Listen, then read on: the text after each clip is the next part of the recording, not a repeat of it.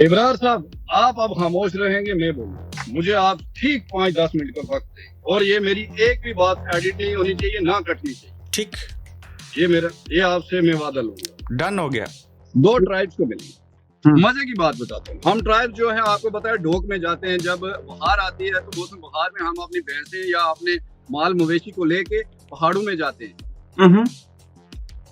वहां पे हमें गवर्नमेंट सीजनल टीचर प्रोवाइड करती है। 6 महीने टीचर भी जाएगा, साथ में गवर्नमेंट का एम्प्लॉय होगा, वो बच्चों को पढ़ाएगा वहां पे। उसके बाद वेटनरी सर्जन जाएगा साथ में।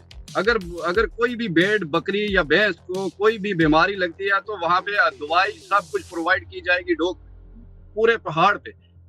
बच्चा पैदा करने पे भी पैसे मिलते हैं जी, 7,000 रुपया मिलता है गवर्नमेंट की तरफ से। तो आपके यहाँ जो है वो किसी को थाने जाना हो तो जो एफआईआर करवाते हैं, फर्स्ट इंफॉर्मेशन रिपोर्ट, रिश्वत लेते हैं ना वहां पे भी? नहीं, ऐसा तो नहीं है। यहाँ ऑनलाइन एफआईआर होती है। अच्छा, ऑनलाइन एफआईआर होती है, यहाँ कागज का सिस्टम खत्म हो चुका है। तो आपकी कोई भैंस और बकरी भी चोरी हो जाए तो उसके ऊपर भी पुलिस आती है? बिल्कुल, पुलिस आएगी और ढूंढेगी। तो अदालत में केस चला जाए तो अगर कोई वडेरा है, आप कमजोर हैं, तो क्या अदालतें इंसाफ करती हैं वहां की? इस अदालत में वडेरा नहीं चलता। यहाँ सिर्फ कानून और कॉन्स्टिट्यूशन की बालादस्ती चलती है। यहाँ वडेरा का सिस्टम ही नहीं। कौन वडेरा, कैसा वडेरा, किधर का वडेरा, ये नहीं जानते। यहाँ सब वडेरे हैं, सब शहरी हैं, बाइज्जत शहरी। ये आप वाकई ये किसी पेरिस की और बर्तानिया की बात कर रहे हैं या मकबूजा कश्मीर की बात कर रहे हैं? कश्मीर इंडिया की बात कर रहा हूँ मैं, जम्मू कश्मीर इंडिया की। अभी पेरिस की बात नहीं करेंगे, अभी मैं जहाँ बैठा हूँ। ये जो राइट्स आपको मिले हुए हैं, ये जो सहूलतें आपको मिली हुई हैं, ये आपने एहतजाज करके, सीने पे गोली खा के, छीन के ली हैं या दी गई हैं? नहीं, अल्हम्दुलिल्लाह ये हमारे पास है। ओके, 75 साल का ये मैं रिकॉर्ड आपको रख रहा हूँ आपके सामने। उसके बाद पूरी स्टेट में 5G है। इब्रार कुरैशी साहब, जिस तरह आप यूके में बैठ के कैशलेस सिस्टम चलाते हो, मैंने पिछले 6 महीने से मैं एटीएम नहीं गया, ना मेरे पास कैश है। याद रखा जाए, आप हमें ना बच्चा बोल सकते हैं, ना नवासा बोल सकते हैं, ना आपकी इतनी जुर्रत होनी चाहिए। हमारी रियासत के इतिहास को, हिस्ट्री को ना छेड़ा जाए। ये हम क्लियर कट कहते हैं। ये 5,000 साल पुरानी हिस्ट्री है। इसको कल का बच्चा आके कोई बच्चा बोल दे तो वो बात गलत है। पाकिस्तान का जन्म भी नहीं हुआ था जब जम्मू कश्मीर था, अल्हम्दुलिल्लाह। ये सवालात आप उमर अब्दुल्ला, फारूक अब्दुल्ला से पूछें तो ज्यादा बेहतर है। मैं 1 करोड़ रुपया दूंगा। मेरे पास नहीं होगा, कहीं से मांग के दे दूंगा। 1 करोड़ रुपया दूंगा अगर एक डंकी वाला आदमी मुझे ढूंढ के बताए पूरे यूरोप में, जम्मू कश्मीर इंडिया से, एक डंकी, एक केस बताए। तो मैं कभी आपके मेंढर में आऊं तो मुझे बकरे का गोश्त खिलाएंगे ना? इमरान भाई, आप आए, आपके लिए जान हाजिर है कसम से। घोड़ा लेके एयरपोर्ट आऊं मैं। एयरपोर्ट के हवाले से मैं बताता हूँ, 2 एयरपोर्ट है हमारे पास। ये आपकी सारी बातें सुन के तो मेरे पास तो अल्फाज कम पड़ गए। मैं क्या पूछूं अब मैं आपसे? पूछूं, अब IAJ के बारे में मुझे आप स्कीमें गिनवाएं जरा, मैं नोट करता हूं। सस्ती फ्लाइट से टिकट बुक करें निहायत कम कीमत पे। PIA और दीगर एयरलाइन के ऑफर्स का फायदा उठाएं। यूके और यूरोप से पाकिस्तान, इंडिया या मिडिल ईस्ट के लिए निहायत सस्ती टिकट। प्रोमो कोड यूज करें और हासिल करें 10% ऑफ। अस्सलाम वालेकुम, आप देख रहे हैं गोरखधंधा, इब्रार कुरैशी आपसे मुखातिब हूं। साहिबो, एक ये कश्मीर, एक वो कश्मीर, एक पाकिस्तान के ज़ेर साया, दूसरा भारत के ज़ेर साया। इस कश्मीर से मैं इब्रार कुरैशी और उस पार से वकार पसवाल। आज हम दोनों बात करेंगे और बड़े मुस्बत पराए में बात करेंगे कि जो जॉइंट अवामी एक्शन कमेटी बुनियादी हकूक़ मांग रही है, क्या ये बुनियादी हकूक़ उस पार के कश्मीरियों को मिलते हैं? सोशल मीडिया एक्टिविस्ट हैं, लोगों को तंज़ व मज़ाक करके हंसाते भी हैं। मैंने इनको रोते भी देखा, मैंने इनको चीखते चलाते भी देखा। ये क्यों आज़ाद कश्मीर के लोगों का दुख जो है वो ज़्यादा महसूस करते हैं? तो वकार पसवाल साहब को वजह बना के मैं उनसे, वो मुझसे और हम दोनों आप सब से बात करेंगे। तो वकार पसवाल साहब, अस्सलाम वालेकुम। वालेकुम सलाम इब्रार कुरैशी साहब। गोरखधंधा का बहुत बहुत शुक्रिया कि एक बार फिर से मुझे आपने मौका दिया। अपनी खूबसूरत शक्ल देखने का और खूबसूरत बातें सुनने का। बड़ी मेहरबानी। हम इससे पहले भी एक दूसरे से मुखातिब हुए, मैं आपको सुनता और देखता हूँ, आप मुझे लंबे अरसे से देख रहे हैं जब मेरे 1 लाख भी आपके बकौल फॉलोअर्स नहीं थे। तो दोनों कश्मीर और नस्ल ठहरे, कोई तासब की बात नहीं है, लेकिन मसला ये है वकार भाई कि उधर जुल्म हो तो हम बोलते हैं, इधर हो तो आप बोलते हैं। ना मैं आपके ऊपर जुल्म करता हूँ, ना आप मेरे ऊपर जुल्म करते हैं। तो आज हम बात करेंगे कि आज़ाद कश्मीर जो है और जो मकबूजा कश्मीर जिसको मानते हैं, जो लाइन ऑफ कंट्रोल है, इनके अंदर बसने वालों के दरमियान फ़र्क क्या है। मैं सबसे पहले आपसे पूछना चाहूँगा कि पिछले अरसे में मैंने आपकी वीडियो देखी, आप रो रहे थे, वजह क्या थी? वजह शायद भाइयों का दुख दर्द महसूस कर लिया और शिद्दत से कर लिया, और वो अपनी बेसिक राइट्स की जंग लड़ रहे थे। जब उन पे गोलियां चली तो शायद मैं बर्दाश्त न कर पाया। हालांकि मर्द को रोना नहीं चाहिए, लेकिन बाज़ दफा इमोशनल हो जाता है। तो वकार भाई, इस तरफ हम 45 लाख लोग हैं, उधर आप 1 करोड़ से ज़ायद हैं। आप बताना चाहेंगे कि आप हमारे उस पार किस जगह में रहते हैं, कहाँ क्या है आपका? मैं मेंढर तहसील के गांव नका मजाड़ी में रहता हूँ। डिस्ट्रिक्ट मेरी पुंछ है। डिस्ट्रिक्ट पुंछ है और मेंढर तहसील है, फिर ब्लॉक मेरी बालाकोट है। ब्लॉक बालाकोट, गांव मेरा विलेज जो है नका मजाड़ी। सही। तो जब वकार भाई आज़ाद कश्मीर की जो सूरत हाल है, जो जॉइंट अवामी एक्शन कमेटी है, इसके एहतजाज को आप देखते हैं, फिर जो लोगों की लाशें गिर रही हैं, लोग शहीद हो रहे हैं, चाहे वो फोर्सेस के हों, चाहे आम सिविलियन हों, तो आप समेत वहाँ के लोग क्या सोच रहे हैं मौजूदा आज़ाद कश्मीर की सूरत हाल के ऊपर? यार ये ब्रूटल है इब्रार साहब, और इतना जुल्म और सितम या इस तरह की वीडियोस हमने या तो फ़लस्तीन की देखी है या अब देख रहे हैं एजेके से। लिटरली लोगों को गोलियां मार के ऐसे फेंका हुआ है और लोग तड़प तड़प के जान दे रहे हैं, उन्हें कोई पूछने वाला तक नहीं है। और मसला ये है कि बेसिक राइट्स के लिए अगर वो आगे आए हैं तो उनकी बात सुनी जाए, उनसे टेबल टॉक की जाए, ना कि गोली चलाई जाए। कोई भी ताकत उन पे जो है जबर कर रही है, मैं उनकी पुरजोर मजम्मत करता हूँ कि वो हमारे लोग हैं, हमारी रियासत है, हमारे भाई हैं। कल हम और मैं आपके लिए आवाज़ उठाते थे जब भारतीय फोर्सेस वहाँ पे जुल्म करती थी, कर्फ्यू लगता था, एक लंबी फहरिस्त है, लाखों लोगों ने जाने दी। आज आप हमारे लिए आवाज़ उठा रहे हैं, ये आपको क्या लगता है, ये ऐसे क्यों हुआ? देखिए, जहाँ तक मुझे मानना है, मैं एक नेता नहीं हूँ, ना कोई लीडर हूँ। मैं एक आर्टिस्ट हूँ रियासत भर में, खास तौर पे उन लोगों के लिए जो गोजरी और पहाड़ी समझते हैं और बोलते हैं, या नहीं भी बोलते तो समझते हैं। ये नहीं मैं कहता कि मैं बॉलीवुड से हूँ, लेकिन मैं अपने 2 ज़ुबान के लोगों के लिए अल्हम्दुलिल्लाह काम करता हूँ, और एक मज़दूर समझ के अपने आप को बड़े अरसे और ज़माने से काम करता हूँ। तो खैर, जो ज़ुल्म-ओ-सितम और बर्बरियत आप बात कर रहे हैं, हिंदुस्तान ज़ेर-ए-इंतज़ाम कश्मीर, आपने जो मकबूज़ा लफ्ज़ कहा, ये हम नहीं कहते, हम इसको यूटी कहते हैं, यूटी ऑफ इंडिया। ठीक, यूनियन टेरिटरी ऑफ इंडिया फ़िलहाल है। हमारा स्टेटहुड का मसला है, वो हमारी माँग है। दफ़ा 370 हमारा जो 35 से तोड़ा गया, वो भी हमारा जो केस सुप्रीम कोर्ट में चल रहा था। बहरहाल उस पे सुप्रीम कोर्ट ने अपनी राय भी रख दी, लेकिन उसके बाद भी हमने उस पे प्रीव्यू पिटीशन दायर की है। ये डिस्प्यूट है, स्टिल डिस्प्यूट है। वो हमारा एक हक है जो महाराजा ने हमें दिया था। उसके लिए जद्दोजहद में हम सब लोग हैं, उसमें डोगरा हैं, पहाड़ी हैं, कश्मीरी हैं, अपने लेह लद्दाख तो खैर अलग यूटी है अभी। खैर वो भी हमारा हिस्सा है। ऐसी बहुत सारे मामलात हैं। बहरहाल जो ब्रूटल हमने देखा है वहाँ पे, जिस तरह से लोगों पे सीधी गोलियां चलाई जा रही हैं, आप मीरपुर वाला सानिया ले लें, रावलाकोट वाला ले लें, आप कोटली वाली 7 साल की बच्ची को जिस तरह मारा गया है, उन सब चीजों को देख के बर्दाश्त तो नहीं होता है। इसलिए मैं बयानात भी दे रहा हूँ और उन ताकतों से ये भी इल्तिजा कर रहा हूँ कि आप हमारे लोगों से टेबल टॉक करें, नहीं, क्योंकि वो सफेद झंडा लेके चल रहे हैं। उनके पास कोई वेपन नहीं है, कोई हथियार नहीं है, कोई मसला नहीं है। मरियम नवाज अगर कश्मीर की बेटी हो सकती है, बिलावल भुट्टो कश्मीर का बेटा हो सकता है, तो कश्मीर के लोग कालादम कैसे हो सकते हैं? मेरा सवाल है ये। और बेसिक राइट्स इंसान का हक है। अपने बेसिक राइट्स के लिए लोग जद्दोजहद कर सकते हैं, वो उनका इंसानी हक है। तो यहाँ कहा गया कि कश्मीर सबसे ना लाडला बच्चा है। आपके नज़दीक जाहिर है मैंने आपकी DGISP शायद कहते हैं, जो पब्लिक रिलेशन के लिए स्पोक्स पर्सन होते हैं, उन्होंने जो कहा है बहुत गैर जिम्मेदारी से उन्होंने बयान दिया है, क्योंकि उनकी जो कुर्सी, उनका जो पद है, उस लेवल की बात करनी चाहिए थी उनको। कश्मीर जब तुम बड़े सगीर थे, मैं और इब्रार कुरैशी कश्मीर थे। याद रखा जाए, आप हमें ना बच्चा बोल सकते हैं, ना नवासा बोल सकते हैं, ना आपकी इतनी जुर्रत होनी चाहिए। हमारी रियासत के इतिहास को, हिस्ट्री को ना छेड़ा जाए। ये हम क्लियर कट कहते हैं, ये 5000 साल पुरानी हिस्ट्री है। इसको कल का बच्चा आके कोई बच्चा बोल दे तो वो बात गलत है। पाकिस्तान का जन्म भी नहीं हुआ था जब जम्मू कश्मीर था, अल्हम्दुलिल्लाह। सही।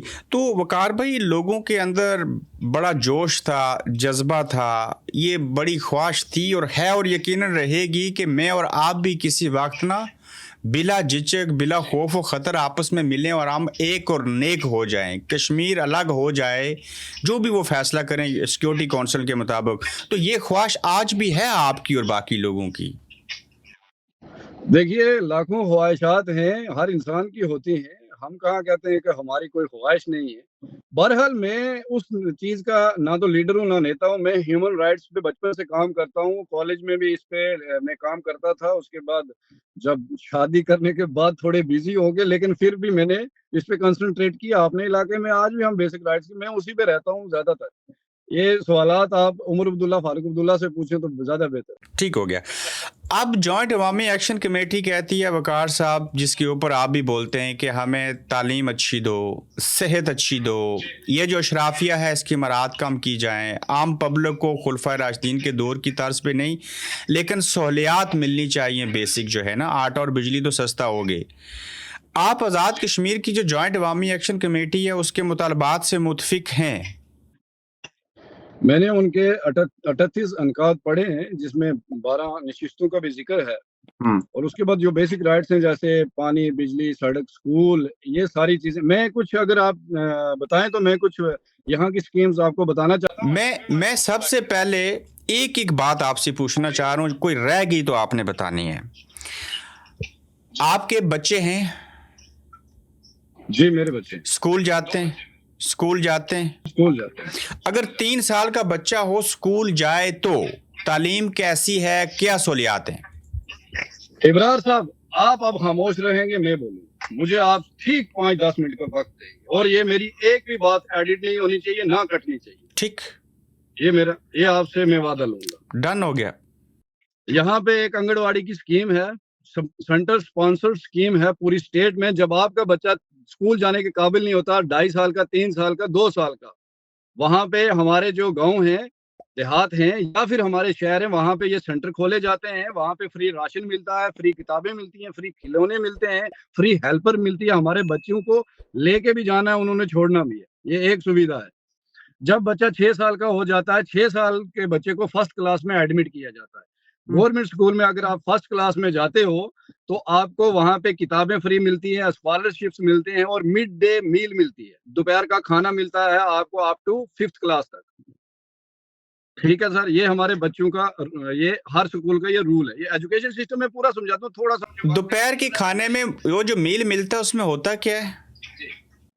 उसमें दाल है, चावल है, सब्जियां हैं, बाज़ दफा बिरयानी है, सब चीजें।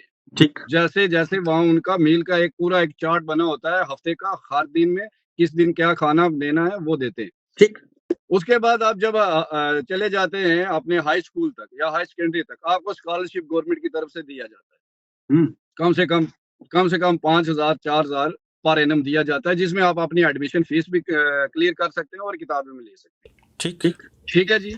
उसके बाद अगर आप गवर्नमेंट कॉलेज से आप ग्रेजुएशन कर रहे हो, आपको पर एनम 16,000 और 17,000 की रेंज में आपको पैसा मिलता है गवर्नमेंट की तरफ से। अगर आप पीजी के स्टूडेंट हो, जैसे आप पीजी इन फिजिक्स करते हो, पीजी इन केमिस्ट्री करते हो, एमए करते हो आर्ट्स में फील्ड में, आपको 47,000 गवर्नमेंट देती है। अगर आप हॉस्टल में रहते हो, वहां पे हॉस्टल का जो चार्जेस होते हैं वो 4 से 4500 के बीच में होते हैं। लेकिन जब आप 40,000 क्लेम कर लेते हो गवर्नमेंट से, तो आपका पूरे साल का खर्चा जो है सिर्फ 20,000 रह जाता है, अगर आप पीजी कर रहे हो। ठीक है। उसके बाद अगर आप पीएचडी स्कॉलर हो उसके लिए एक अलग क्राइटेरिया, आपकी पर मंथ जो आपको 50,000 दिया जाता है गवर्नमेंट की तरफ से, किसके लिए? रिसर्च के लिए।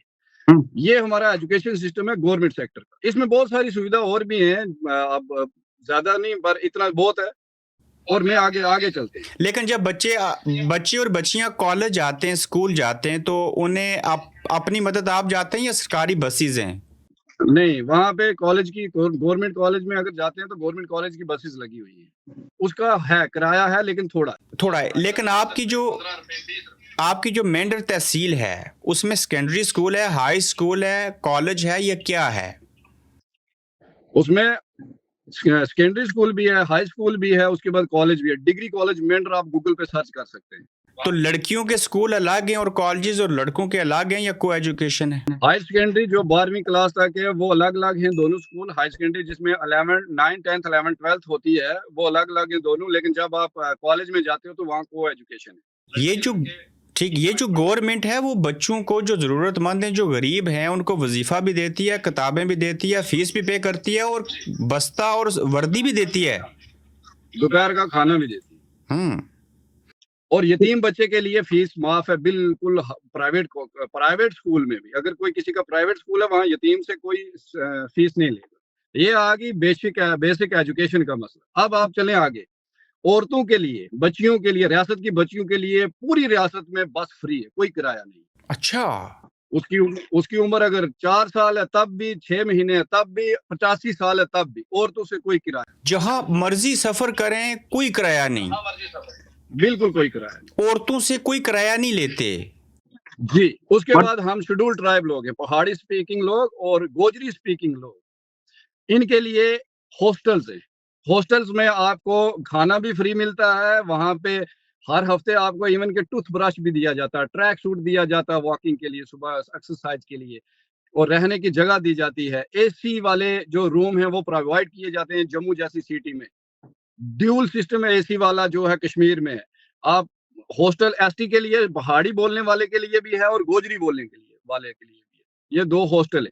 उसके बाद आगे चलते हैं जी। स्मार्ट क्लासेस है हमारे स्कूल्स में, स्मार्ट क्लासेस जिसमें प्रोजेक्ट्स लगे होते हैं, आईटी का पूरा सेटअप लगा होता है, सिस्टम लगे होते हैं 25-30। स्मार्ट क्लासेस बच्चों को अलग से दी जाती है। वो गवर्नमेंट स्कूल की बात कर रहा हूँ मैं, प्राइवेट स्कूल की बात नहीं कर रहा। ठीक। उसके बाद हमारे पास अनएम्प्लॉयमेंट लोन होते हैं। आप पढ़े लिखे हैं, मैं पढ़ा लिखा, मैंने इंजीनियरिंग की है, आपने भी कोई डिग्री की, आपके पास पैसा नहीं है। अनएम्प्लॉयमेंट लोन में गवर्नमेंट, अगर आप चाहते हैं मैं अपने गांव में कोई इंडस्ट्री खोलूं, डेयरी फार्म खोलूं, या फिर मैं पोल्ट्री फार्म खोलूं, या फिर कोई कारपेंटरी का काम खोलूं, या वेल्डिंग की दुकान खोलूं, तो मुझे गवर्नमेंट 25 लाख देती है लोन, और उसमें से भी माफ किया जाता है 33%। आपको 33% वापस नहीं देना है।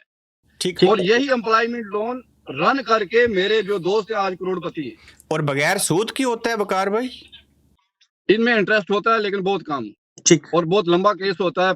10 साल 15 साल आप आराम से उसको चुका सकते हैं, उसमें कोई आपत्ति नहीं होती। यहाँ एक सवाल पूछना चाहता हूँ, अगर आप एम्प्लॉयमेंट नहीं है, आपके पास नौकरी नहीं है, तो एक राशन कार्ड होता है, तो क्या गवर्नमेंट जो है वो आपको राशन देती है? ये बात दुरुस्त है? फिर आप लेबर हो, अगर आपके पास डिग्री भी हो आप लेबर कार्ड बना सकते हैं। अगर आप वाकई काम धंधा कुछ नहीं करना चाहते, लोन लेके बिजनेस भी नहीं करना चाहते, लेबर कार्ड फ्री में बनता है आपका। अगर लेबर कार्ड बना हुआ है, आपको 120 दिन की रोजगार जो है वो सरकार देगी, मजदूरी देगी 120 दिन की, आपको ये डैम श्योरिटी होती है पर एनम। उसके बाद आपके बच्ची को अगर शादी करवाना चाहते हैं, स्टेट मैरिज असिस्टेंट स्कीम होती है, उसमें 75,000 रुपया गवर्नमेंट देती है। किसको? लेबर कार्ड वाले। 75,000 रुपया गवर्नमेंट देगी शादी करवाने के लिए, बच्ची की शादी के लिए। ठीक है। राशन कार्ड के बारे में आपको मैं बताता चलूं, हमारे पास 3 किस्म के राशन कार्ड, एक अंत्योदया है, एक बीपीएल है, एक एपीएल है। एपीएल हो गए जैसे मास्टर, टीचर, पटवारी, ये सारे एम्प्लॉय लोग, इनको एपीएल, इनको थोड़ा सा राशन का पैसा देना पड़ता है। लेकिन बीपीएल वाले जो होते हैं, इनको उनसे पैसा बहुत कम देना पड़ता है, जैसे 3 रुपए, 4 रुपए, 5 रुपए किलो राशन लेना है। ठीक है। अंत्योदया वाले वो लोग होते हैं जो बेसहारा लोग होते हैं, जिनका कोई नहीं, वाली वारस, मजदूरी भी नहीं कर सकते, उनको बिल्कुल फ्री ऑफ कास्ट है। जैसे बेवा औरतें हैं हमारी बहनें, उनको फ्री ऑफ कास्ट राशन मिलता है। ये स्कीम है हमारे राशन कार्ड की। उसके बाद और कुछ सुनना चाहेंगे? ये पूरा महीना और पूरा साल और सारी जिंदगी बेवा औरतों को राशन मिलता है? राशन फ्री है। ऊपर से बेवा की जो विडो पेंशन है वो स्कीम भी है। उनको महीने की पेंशन मिलती है। वो पहले 1200 थी, अब 200 और बढ़ाई गई, 1400 रुपए है। ये आप वाकई ये किसी पेरिस की और बर्तानिया की बात कर रहे हैं या मकबूजा कश्मीर की बात कर रहे हैं? कश्मीर इंडिया की बात कर रहा हूँ मैं, जम्मू कश्मीर इंडिया की। अभी पेरिस की बात नहीं करेंगे, अभी मैं जहाँ बैठा हूँ आगे बढ़ते हैं हम थोड़ा सा। इलाज के लिए हमें रियासत से बाहर नहीं जाना पड़ता। हमारी मेडिकल फैसिलिटी अल्हम्दुलिल्लाह अच्छी हैं। आप सोरा हॉस्पिटल श्रीनगर देख लें, या एम्स विजयपुर देख लें, या सुपर स्पेशलिस्ट बख्शीनगर देख लें, या बख्शीनगर का गवर्नमेंट मेडिकल कॉलेज देख लें, रजौरी मेडिकल कॉलेज देख लें, या डोडा मेडिकल कॉलेज देख लें, या भद्रवाह मेडिकल कॉलेज देख लें। कॉलेज और हॉस्पिटल में फर्क ये है, कॉलेज में उस चीज को कह रहा हूँ जहाँ MBBS भी की जाती है, जहाँ कॉलेजेस भी है, ठीक है। ये सारे मिला के हमें अल्हम्दुलिल्लाह, मैं जितनी भी उम्र हुई है, मैंने रियासत से बाहर, अपने खानदान का कोई आदमी रियासत से बाहर इलाज के लिए नहीं जा। पित्ते का ऑपरेशन करवाना हो, दिल में कोई प्रॉब्लम हो, ओपन हार्ट सर्जरी हो, किडनी ट्रांसप्लांट हो, दुनिया का कोई भी ऑपरेशन हो, हमारी रियासत के अंदर होता है अल्हम्दुलिल्लाह। रियासत से मुराद मेंढर तहसील है या पुंछ डिस्ट्रिक्ट है? जम्मू कश्मीर पूरा। आप दिल्ली नहीं लेके जाते? हमारे पास 11। आपको ये नहीं कहा जाता कि दिल्ली ले जाओ? ना, हम कभी नहीं जाते, और अल्हम्दुलिल्लाह हमें किसी ने कहा भी नहीं, क्योंकि रियासत में मेडिकल फैसिलिटी इतनी है। आप सर्च कर सकते हैं, नारायणा हॉस्पिटल, एम्स विजयपुर, सिक्किम सोरा, ये सारे hospital, super speciality Jammu, Bakshi Nagar hospital Jammu, Gandhinagar hospital Jammu, ये सब आप वहां पे आप सर्च कर सकते हैं। एक बात, 11 यूनिवर्सिटी है हमारे पास रियासत के अंदर। एक लॉ यूनिवर्सिटी अभी आने वाली है अलग से, जिसमें 2 सेंट्रल यूनिवर्सिटी है, 9 स्टेट यूनिवर्सिटी है। नारी निकेतन सेंटर है हमारे पास, जो बिल्कुल बेसहारा औरतें हैं, जिन्होंने किसी घर वाले ने अपनी बीवी को छोड़ दिया है, या किसी का फौत हो गया है, या कोई यतीम बच्ची है, उसका कोई सहारा नहीं, लेकिन वो औरत है। उसके लिए नारी निकेतन आश्रम हर स्टेट के हर तहसील में है। उसमें ये फैसिलिटी मिलती है कि उस औरत की, उस बच्ची की पूरी कफालत गवर्नमेंट करती है, इवन के शादी भी गवर्नमेंट करवाती है। उनको कढ़ाई, सिलाई, बुनाई का काम भी सिखाया जाता है, स्किल वर्क करवाया जाता है, उन्हें पूरा टीचिंग की जाती है, ताकि वो जिंदगी में किसी की मोहताज ना हो। ये गवर्नमेंट की फ्री ऑफ कास्ट, ठीक, बिल्कुल फ्री। ये जो राइट्स आपको मिले हुए हैं, ये जो सहूलतें आपको मिली हुई हैं, ये आपने एहतजाज करके, सीने पे गोली खा के, छीन के ली हैं या दी गई हैं? नहीं, अल्हम्दुलिल्लाह ये हमारे पास है। ओके। 75 साल का ये मैं रिकॉर्ड आपको रख रहा हूँ आपके सामने। उसके बाद पूरी स्टेट में 5G है। इब्रार कुरैशी साहब, जिस तरह आप यूके में बैठ के कैशलेस सिस्टम चलाते हो, मैंने पिछले 6 महीने से मैं ATM नहीं गया, ना मेरे पास कैश है। पूरी रियासत में आप केला खरीदो, आप चीनी खरीदो, आपको स्कैनर ऑन करना है, बस। कैशलेस स्टेट है ये जम्मू एंड कश्मीर, यहाँ कैश लेके कोई नहीं चलता। यानी कि आप वकार भाई, आप तो देहात में रहते हैं, मेंढर तो बड़ा देहात है, तो देहात की दुकान के ऊपर जाके भी वहां कैश नहीं देते? स्कैनर है, स्कैनर, कैश नहीं देते वहां। हाँ, अगर आप देना चाहें चॉइस है, लेकिन कौन देगा, कौन निकालेगा जाके? यानी कि आम सी दुकान के ऊपर भी आप स्कैन करके पेमेंट कर देते हो? बिल्कुल, रेडी के ऊपर स्कैनर लगा हुआ है। ठेले के ऊपर रेडी लगा अपने स्कैनर है? ठेले के ऊपर। आप दही बल्ले भी खाओ, पानी पूरी खाओ, तो वो भी उससे स्कैनर से। पूरी स्टेट जो है कैशलेस स्कैनर से चलती है। दूसरी बात, आगे बढ़ते हैं जी। हमारे पास ST कोटा सिस्टम होता है, शेड्यूल्ड ट्राइब कोटा सिस्टम, जिसमें गुज्जर भी आते हैं और पहाड़ी भी आते हैं। गुज्जरों के पास 1992 से थी, ये कांग्रेस सरकार ने दी थी। जब बीजेपी सरकार आई तो पहाड़ी स्पीकिंग लोगों को भी ST कैटेगरी मिल गई, उनकी जद्दोजहद थी, उनके भी मिल गई। उसमें हमें 10% छूट होती है। कोई भी नौकरी निकलेगी स्टेट के अंदर, 10% उसमें गुज्जर सेलेक्ट होंगे, 10% पहाड़ी स्पीकिंग होंगे, जिसमें राजपूत हैं, सैयद हैं, कुरैशी हैं, मलक हैं, भट्ट हैं, जो भी पहाड़ी बोलने वाला, ठीक है। उसमें महाजन भी हैं, दत्ता भी हैं, पुंछ के हिंदू बरादरी के जो हमारे लोग। यानी कि पूरे उस जम्मू में जितनी भी नौकरियां आएंगी, 10% इन 2 ट्राइब्स को मिलेंगी। 2 ट्राइब्स को मिलेंगी। मजे की बात बताते हैं, हम ट्राइब जो है, आपको पता है, ढोक में जाते हैं। जब बहार आती है तो मौसम बहार में हम अपनी भैंसें या अपने माल मवेशी को लेके पहाड़ों में जाते हैं। वहां पे हमें गवर्नमेंट सीजनल टीचर प्रोवाइड करती है। 6 महीने टीचर भी जाएगा, साथ में गवर्नमेंट का एम्प्लॉय होगा, वो बच्चों को पढ़ाएगा वहां पे। उसके बाद वेटनरी सर्जन जाएगा साथ में। अगर कोई भी भेड़, बकरी या भैंस को कोई भी बीमारी लगती है, तो वहां पे दवाई सब कुछ प्रोवाइड की जाएगी ढोक में, पूरे पहाड़ पे। मुझे बताइए, आप चूंकि गुजर कबीले से हैं, तो जिनको दूसरी जुबान में कहते हैं बकरवाल, जो भेड़ बकरियां लेके जाते हैं, अगर वो एक जगह से गुजर क्यों, ये एक ही कौम है। एक ही कौम है, तो अगर आप बकरवाल होते हुए कोई अपनी 100-150 बकरियां लेके हिजरत करके एक टाउन से दूसरे देहात में जाएं, तो आपके साथ बकरियों के लिए वो जो डॉक्टर है जानवरों वाला वो भी जाएगा, और साथ में क्या बच्चे जब जाएंगे तो पढ़ाने के लिए जाएगा। आपका मेडिकल स्टोर का सुपरवाइजर भी जाएगा, आपका वेटनरी जो लेबर्स होती हैं वो भी जाएंगे, और सर्जन भी जाएगा, सब जाएंगे। और जो आपके बच्चे हैं उनको पढ़ाने के लिए टीचर भी जाएंगे। सीजनल टीचर जाएगा, 6 महीने वो डोक में रहेगा, बच्चों को पढ़ाएगा, क्योंकि वहाँ पढ़ाई का साधन नहीं होता। वो 6 महीने वहाँ पढ़ाएगा बच्चों को, फिर वापस आएगा, ताकि बच्चों की तालीम मुतासर ना हो। हाँ, तालीम मुतासर ना हो। उसके बाद हमारे पास एक इश्रम कार्ड बनता है। ये क्या होता है जी? इश्रम कार्ड में ये होता है, जैसे आपको नेचुरल डिजास्टर से आपका सैलाब आ गया या कुछ, ऑटोमेटिक उसमें हमारे पैसे आ जाते हैं, गवर्नमेंट की तरफ से मदद आती है उसमें। ठीक है, और भी बहुत सारे इसके बेनिफिट हैं, लेकिन मेन ये मैं बता देता हूँ कि नेचुरल डिजास्टर अगर किसी एरिया में हो जाता है, स्लाइड हो जाता है, कुछ भी हो जाता है, तो इश्रम कार्ड जिसका बना हुआ है, उसका बैंक अकाउंट लगा होता है, उसमें गवर्नमेंट की तरफ से मदद आ जाती है। ठीक है जी। अच्छा, बगैर मांगे मदद आ जाती है जी? जी। अब हम चलते हैं पंचायत सिस्टम पे। नहीं, पंचायत सिस्टम से पहले सफाई की बात करेंगे और सड़कों की। जी जी, बताइए। आप ये जो खाना पीना खाते हैं, सड़क पे जा रहे हैं, चीजें फेंक दे, गाय भैंसे हैं, गोबर है, ये सफाई का निजाम कैसा है?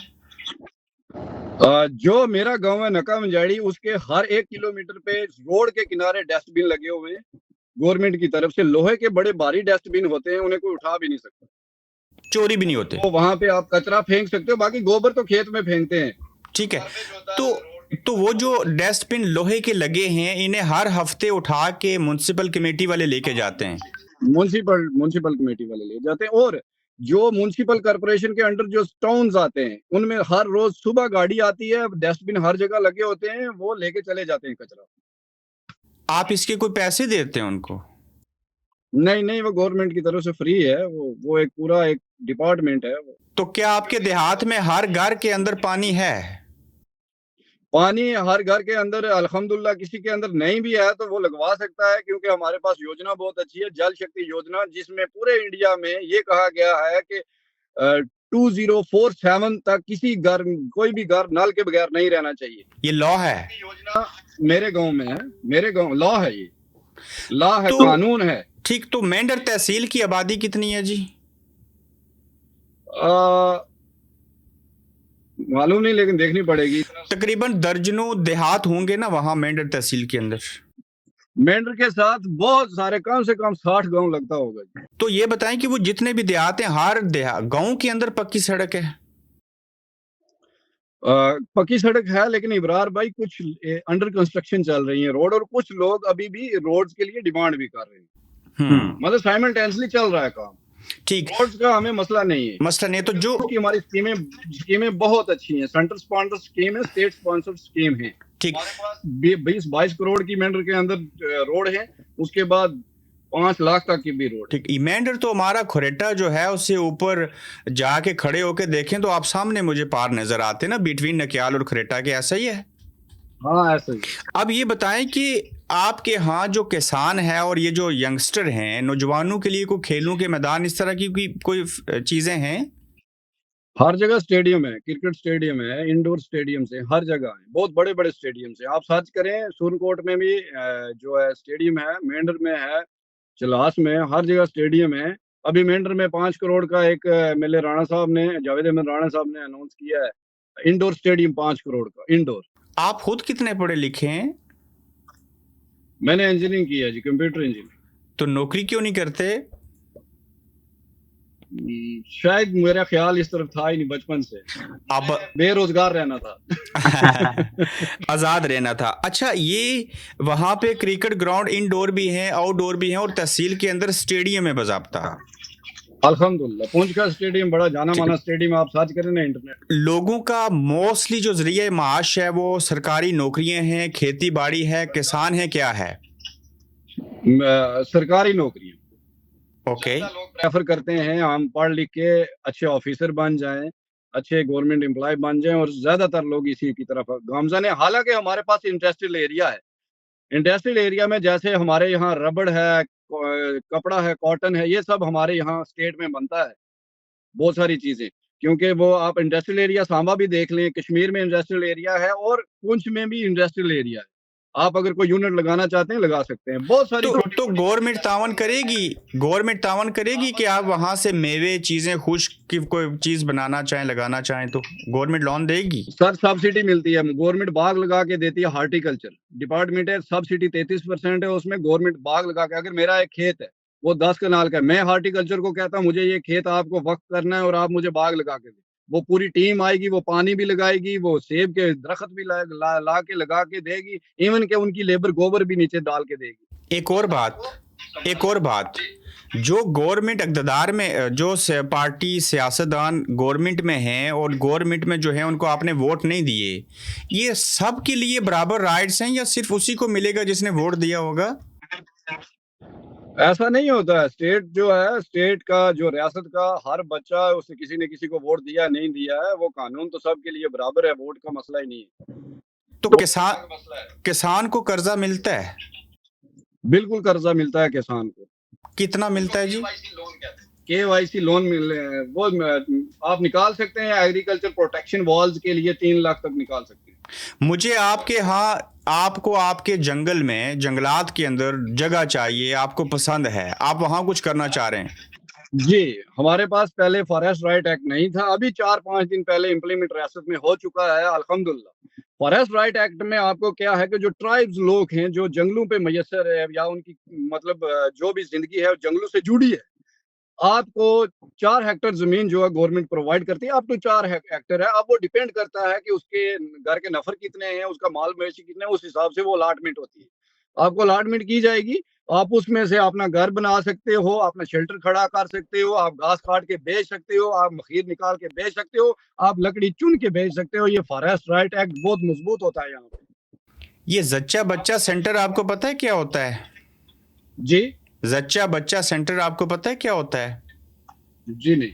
ये जहाँ पे बच्चों की पैदाइश होती है, बर्थ होती है। हाँ जी जी जी, डिलीवरी के लिए हमारे यहाँ, आपको मैं बताता हूँ कि डिलीवरी के लिए जब किसी भी हमारी बहन की डिलीवरी होती है, उसको 7,000 रुपया गवर्नमेंट की तरफ से मिलता है। उसकी बच्चा पैदा करने पे भी पैसे मिलते हैं? जी, 7,000 रुपया मिलता है गवर्नमेंट की तरफ से। और फिर अगर वो जरूरतमंद है तो उसका वजीफा भी लगता है महाना? नहीं, ऐसा नहीं है। आपको सिर्फ 7,000 रुपया वो जो अलाउंस होता है वो डिलीवरी वाली बहन को मिलता है जिसका बच्चा पैदा हुआ है। तो अगर किसी को मकान बनाना हो तो उसमें भी कर्जा मिलता है? अगर मकान बनाना है आपको, फॉर एग्जांपल आपके पास लेबर कार्ड है, जरा मैंने जैसे पहले BPL हो, आप बिलो ऑफ पॉवर्टी लाइन हो, गवर्नमेंट की तरफ से आपको 2,30,000 रुपया दिया जाता है मकान बनाने के लिए। रियासत ये कहती है कि हर घर पक्का होना चाहिए, हर घर पक्का होना चाहिए, उसके लिए 2,30,000 दिया जाता है। और उसके बाद आपको वॉशरूम के लिए अलग से पैसे दिए जाते हैं। ये हर साल प्लान बनता है, हर साल इसमें लोग नए ऐड होते हैं, नए पैसे आते हैं। उसके बाद सड़क है, पानी है, बिजली है, ये 3 स्कीमें हमारी स्टेट की भी हैं, सेंट्रल स्पॉन्सर भी हैं। तो ये गवर्नमेंट खुद चाहती है कि हर घर में टॉयलेट होनी चाहिए? गवर्नमेंट बड़ा स्ट्रिक्टली, इसकी पूरी बॉडी होती है, इसमें पंचायत सेक्रेटरी जो है दिन रात दौड़ता है गाँव के अंदर। अच्छा, आपने टैगिंग होती है जी। आपने MLA की बात की है, उससे नीचे जो है वो काउंसलर होता है, डिस्ट्रिक्ट काउंसलर होता है, फिर एक परिया होती है पंचायत सरपंच जिसको कहते हैं जी। मुझे इसके बारे में एक्सप्लेन करेंगे कि आपका जो लोकल निज़ाम है, हुकूमत है, वो कैसा है? इब्रार भाई, हमारे यहाँ 3 टायर पंचायत सिस्टम है। सबसे पहले आप मेरा गांव है, मेरी पंचायत है, उसका नाम नक्का मजाड़ी, उसका 2,000 प्लस वोट है, 2,000-2,200 के बीच में। मेरा एक सरपंच बनेगा, उसी 2,000 के टोटे करके 9 वार्ड है, हर वार्ड का एक मेंबर बनेगा, ये एक बॉडी है। उसके बाद डिस्ट्रिक्ट डेवलपमेंट काउंसिल है हमारी, वो ब्लॉक लेवल पे होती है, उसमें उसके अंडर काफी सारी पंचायत होती हैं, फिर वो काम करती है, जैसे सड़क, पानी, बिजली पे ये दोनों बॉडी काम करती है। उसके बाद हमारा BDC होता है, ब्लॉक डेवलपमेंट काउंसिल, वो भी सेम काम करता है, पानी, सड़क, बिजली, टैंक, रास्ते, सब इन सब चीजों के अंदर आते हैं। इनको डायरेक्ट जो पैसा दिया जाता है सरपंच के खाते में 23 लाख होता है पर एनम, और उसके बाद DDC के खाते में 75 लाख रुपया होता है, और जो सेंटर स्पॉन्सर स्कीम्स हैं वो अलग से होती हैं। ये जो 75 लाख और 23 लाख और बीडीसी के पास 25 लाख होता है, ये अपनी मर्जी से लगा सकते हैं कि एरिया में को कब्रिस्तान बनाना है, स्टेडियम बनाना है, किसी को वाटर पंप देना है। 3-3.5 लाख में यहाँ वाटर पंप निकल जाता है। जैसे मेरा घर है, मेरे घर में 300 मीटर पे पंप निकले हुए हैं, 2 पंप है मेरे पास, वाटर पंप, जिसपे एक एक पंप पे 8-8, 9-9 घर मैसर है। ठीक है, हमें पानी को, फिर उसके बाद मेरे पास बोरवेल का कनेक्शन है, जो पीएमजी मैंने आपको बताया प्रधानमंत्री जो योजना है इसके लिए, नहीं, जल शक्ति योजना, जल शक्ति योजना में ये है कि आप के घर पानी जो है, बड़ा जो बोरवेल होता है ना, वो इलाके में एक निकलता है, फिर पूरे इलाके को सप्लाई जाती है, वो भी कनेक्शन लगा हुआ है। ट्यूबवेल की बात करें आप? जी ठीक है। तो वकार भाई, आप वोट किसको देते हैं, क्यों देते हैं, क्या समझ के, क्या सोच के देते हैं? हम अपनी फलाह बहबूदी के लिए और हमारे बेसिक राइट्स की जो जदोजहद लोगों के दिल में होती है, वो हमारा लीडर जो है वो पूरी करता है, इसलिए वोट देते हैं, और किस लिए देंगे। तो वहां इलेक्शन फ्री एंड फेयर होते हैं, धांधली नहीं होती?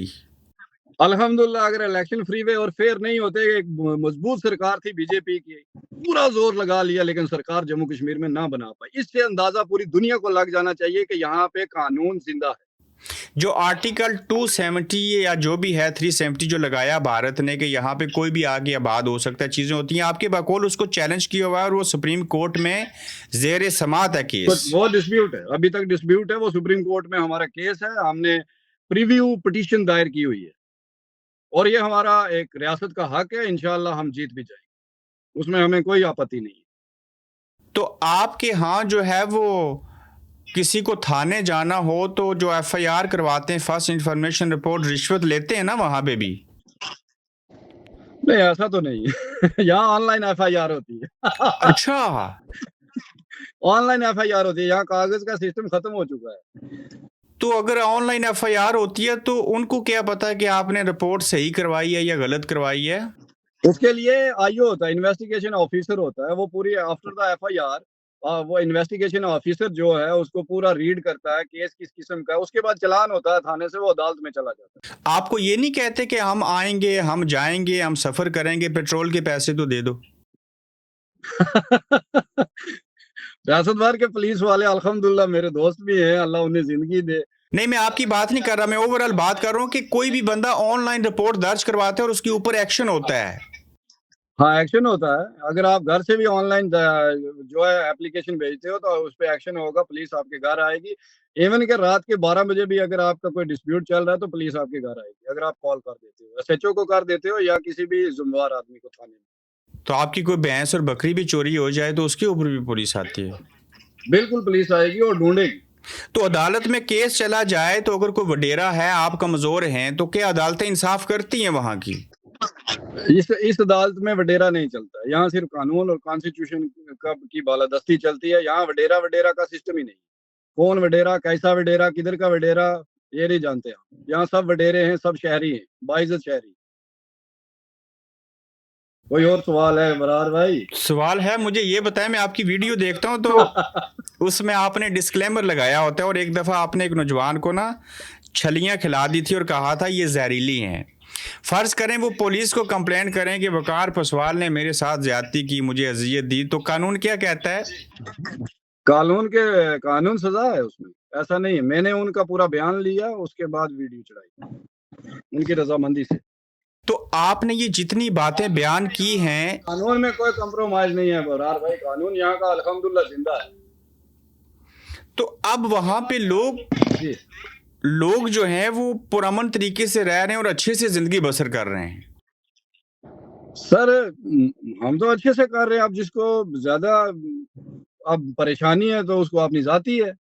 हम तो बाइज्जत शहरी हैं और यहाँ पे रियासत के शहरी हैं, और ऐसा भी नहीं कि सेंट्रल गवर्नमेंट से या मोदी सरकार से डर के रह रहे हैं। हम चैलेंज करते हैं, ललकारते हैं, यहाँ से बैठ के आराम से पूरे धड़ल्ले से हम छाती ठोक के कहते हैं मोदी सरकार को कि जैसे मैंने मोदी सरकार के अगेंस्ट वोट दिया भाई, एनसी को वोट दिया हुआ है, हम क्यों यहाँ पे डर के रहेंगे? हम किसी खौफ में नहीं है, किसी डर में नहीं है, ना किसी संतरी का डर है, ना मंत्री का डर है। हम ना यहाँ पे चोरी करते हैं, ना चर्च बेचते हैं, ना कोई तस्करी करते हैं, तो हम क्यों डरेंगे? बाइज्जत शहरी को यहाँ सर उठा के जीने का पूरा पूरा हक है। ये आपकी सारी बातें सुन के तो मेरे पास तो अल्फाज कम पड़ गए, मैं क्या पूछूं अब मैं आपसे? पूछूं, अब AJK के बारे में मुझे आप स्कीमें गिनवाएं जरा, मैं नोट करता हूँ। अगर AJK में स्कीमें होती, आप नोट करने के काबिल होते या मैं करवाता, तो हमारे लोग रावलाकोट में धरना दे के और 3 सालों से जदोजहद क्यों कर रहे होते? एक बात आपने कुछ पूछी थी 4-5 दिन पहले मुझे, जब कॉल पे बात हुई कि वकार भाई आप जैक की जो है सपोर्ट क्यों करते हो? यस। मैं जैक की सपोर्ट इसलिए करता हूँ इब्रार भाई कि वो बेसिक राइट्स की जंग लड़ रहे हैं। मेरा सबसे बड़ा सर्कल है आज़ाद कश्मीर में, सबसे बड़ा, अल्हम्दुलिल्लाह, यूथ में या मेरी एज ग्रुप में या टीन एजर्स में सबसे बड़ा। क्यों? कि मैं रियासत भर का आर्टिस्ट हूँ, ये नहीं है कि मैं इस पार का हूँ या उस पार का हूँ, मैं पूरी रियासत का हूँ। मुजफ्फराबाद से आप कहानी शुरू करें सांबा कठुआ तक और यस सर। पठानकोट बॉर्डर तक ले जाए। हम्म। मेरे जो दोस्त हैं, जैसे आप भी हैं अल्हम्दुलिल्लाह, आप लंदन में हैं, जर्मनी में हैं, फ्रांस में हैं, इटली में हैं, सऊदी अरब में हैं, दुबई में हैं। मेरे AJK से बहुत अच्छे दोस्त हैं और बहुत अखलाक पसंद है माशाल्लाह। ट्रू। जब मेरी उनसे बात हुई, उन्होंने बताया कि हमारे यहाँ ऐसा कुछ नहीं है, तो ये दर्द मेरे सीने में बिल्कुल दफन था। और जब जैक ने ये मुद्दा उठाया, मैंने उनकी आवाज में आवाज डाली और इंशाअल्लाह मैं जैक को सपोर्ट इसलिए करता हूँ, वो बेसिक राइट्स की जंग लड़ रहे हैं। हाँ, मानो कि अगर आप कोई बात नहीं उनकी पूरी कर सकते हो, दुनिया का ऐसा कोई कानून नहीं है कि आप इंसान की जान ले लो और ब्रूटल करो और उनको इस तरह से बेदर्दी से मारो। इसकी हम मजम्मत करते हैं और पाकिस्तान सरकार से भी कहना चाहते हैं, ये जुल्म और तशद्दुद हमारे लोगों पे बंद किया जाए और उनसे बैठ के बात की जाए। ख्वाजा आसिफ साहब को मैंने सुना, उन्होंने कहा रावलाकोट वाले कश्मीरी बोलते नहीं है। ख्वाजा आसिफ साहब को भी नहीं पता है कि रियासत में 5 ज़बानें बोली जाती हैं, जिसमें पहाड़ी, गोजरी, डोगरी, कश्मीरी, लद्दाखी है। ऐसा नहीं है कि उस पे सर्च करनी चाहिए कि ये रियासत किस किस्म की है। आपको हर रीजन का अलग कल्चर, अलग लोग, अलग नाक, अलग गाल मिलेंगे, ऐसा भी नहीं है। आप जैसे गोजरी बोलने वाले, पहाड़ी बोलने वाले, डोगरी बोलने वाले, ये लोग एक तरफ जम्मू रीजन से बिलोंग करते हैं और इनका खाना पीना, रहना सहना बिल्कुल अलग है। वादी में आप चले जाएं, जैसे पुलवामा है, शोपियां है, अनंतनाग है, ये लोग बिल्कुल आपको सेब की तरह लाल मिलेंगे। ठंडे इलाके के लोग हैं, उनका खाना पीना सब कुछ अलग मिलेगा। वहाँ वाजवान, रिश्ता कबाब उनकी डाइट का हिस्सा है। हम इतना मीट खाएं पूंछ में हम मर जाएं, हम पचा नहीं सकते। वहाँ का पानी अलग है, वहाँ की तासीर अलग है, वहाँ का सेब अलग है, वहाँ का बादाम अलग है। और आप लोग ज्यादा चावल क्यों खाते हैं? ज्यादा तो नहीं खाते, बहरहाल सम टाइम हम रोटी चावल मिक्स खाते हैं। लेकिन कश्मीर के लोग जब तक वादी के लोग चावल नहीं खाएंगे तो उनको आप 50 रोटी भी खाएंगे। मेरे दोस्त हैं, वो कहते हैं हमने कुछ नहीं खाया, कुछ नहीं चावल खाया। ठीक है। अच्छा, बकरे का गोश्त मिलता है? जी, बकरे का गोश्त यहाँ पे, बकरे का गोश्त जो है 500 और भेड़ का गोश्त जो है 700 रुपए किलो। 5000 रुपए किलो? 500। तो मैं कभी आपके मेंढर में आऊं तो मुझे बकरे का गोश्त खिलाएंगे ना? इमरान भाई आप आए, आपके लिए जान हाजिर है, कसम से। घोड़ा लेके एयरपोर्ट आऊं मैं। एयरपोर्ट के हवाले से मैं बताता हूँ, 2 एयरपोर्ट है हमारे पास, 3 एयरपोर्ट है। अब यूटी लद्दाख लग गए, इसलिए मैंने 2 इंक्लूड किए हैं। हमारे पास श्रीनगर में इंटरनेशनल एयरपोर्ट है और डोमेस्टिक है जम्मू में, जहाँ मेरी गाड़ी खड़ी है। यहाँ से 7 किलोमीटर की दूरी पे एयरपोर्ट है। श्रीनगर इंटरनेशनल एयरपोर्ट है? यूके यूरोप से फ्लाइटें जाती हैं वहां पे श्रीनगर? यूरोप से नहीं जाती हैं, हज के लिए जाती हैं और दुबई डायरेक्ट फ्लाइट पहले जाती थी, अब शायद मुझे पता करना पड़ेगा, लेकिन इंटरनेशनल है सेटअप उसका, इंटरनेशनल। तो आपने एक बात जिक्र की कि 5G इंटरनेट है आपके पास, आपके घर में भी है या सिर्फ बाजार में है? आप ये जनाब डोक में भी चल जाएंगे, वहां पे भी 5G मिलेगा आपको। पहाड़ों पे जाएंगे, खुरली में जाएंगे, बेडरूम में जाएंगे, जहां मर्जी बैठ जाए आपको 5G मिलेगा। अभी आप मेरे से 5G पे कनेक्टेड हो और इसीलिए हम बेहतरीन बात कर पा रहे हैं, अल्हम्दुलिल्लाह। कुछ और कहना चाहें? अगर ऐसी स्कीमें वहां पे नहीं है तो लोग सच्चे लड़ रहे हैं भाई। अगर 12 नशिस्तों पे उन्हें इख्तलाफ है, मैंने ये सुना कि सबसे जो बड़ी डिमांड है उनकी 12 नशिस्तें, आपको इख्तलाफ है, लेकिन इसमें एक बात मैं ऐड करना चाहूंगा, वो टेबल टॉक कर सकते हैं। वो मैं 12 नशिस्तों की मुखालफत मैंने भी की, वो मैंने इसलिए की कि वो उन्होंने 4 बार 1 साल में वजीर आजम गिराया आजाद कश्मीर का।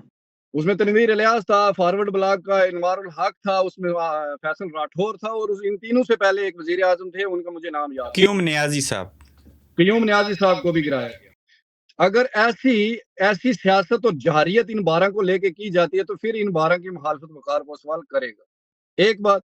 दूसरी बात, ये लोग मेरे हैं, ये सांबा कठुआ और जोरी पुंछ के लोग हिजरत करके सियालकोट बॉर्डर से उस पार गए होते, डिफरेंट मकाम पे बस रहे हैं। महाजर मेरे भाई हैं, मुझे जान से प्यारे हैं।